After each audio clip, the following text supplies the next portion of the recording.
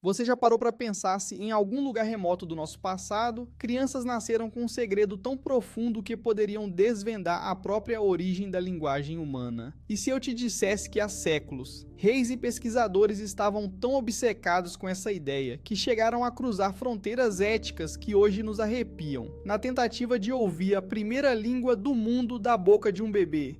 Prepare-se, porque a história de hoje é um mergulho em um capítulo sombrio e fascinante da busca humana pelo conhecimento.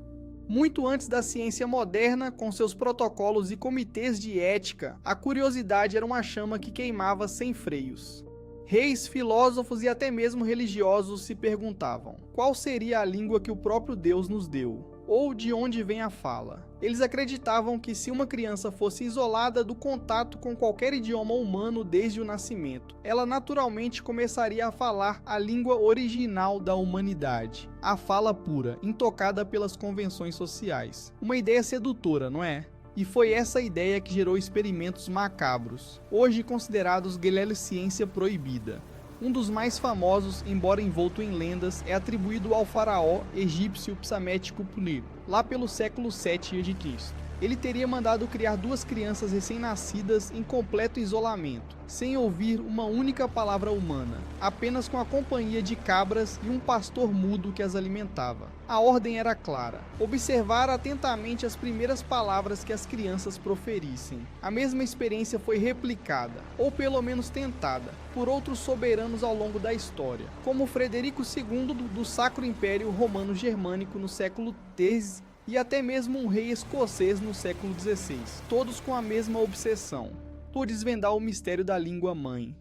A hipótese era grandiosa, quase poética. Se o homem é feito à imagem e semelhança divina, a língua primordial seria um dom inato, esperando para ser revelado. Mas o choque maior viria agora. O que exatamente saiu da boca dessas crianças criadas em silêncio quase absoluto?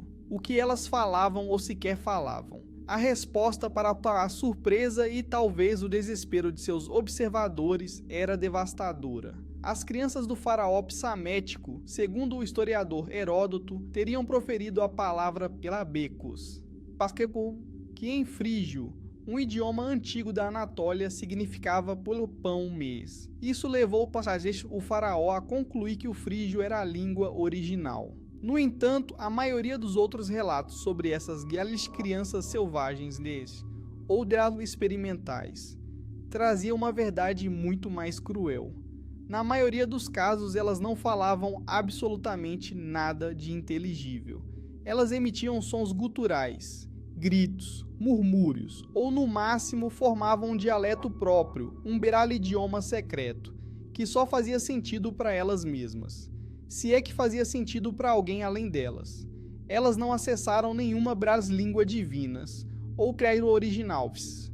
Em vez disso, estavam incompletas. Pense no impacto disso. Crianças, pequenos seres humanos cheios de potencial, condenadas a uma existência sem o calor das palavras, sem o abraço de uma história de ninar, sem a ponte que a linguagem constrói entre nós. A crueldade desses experimentos é de partir o coração. Elas eram seres isolados, muitas vezes com dificuldades extremas de socialização, sem a capacidade de formar frases complexas ou expressar emoções de forma compreensível. O experimento, proibido e condenável sob qualquer perspectiva ética moderna, revelou uma verdade dolorosa. A linguagem não é inata como respirar ou ter fome, mas sim um presente precioso que a sociedade nos oferece, moldado pela interação, pelo carinho e pela necessidade de conexão. É uma ferramenta social, forjada no contato humano, aprendida na troca de olhares, nos sons repetidos pela mãe, nas histórias contadas pelo pai.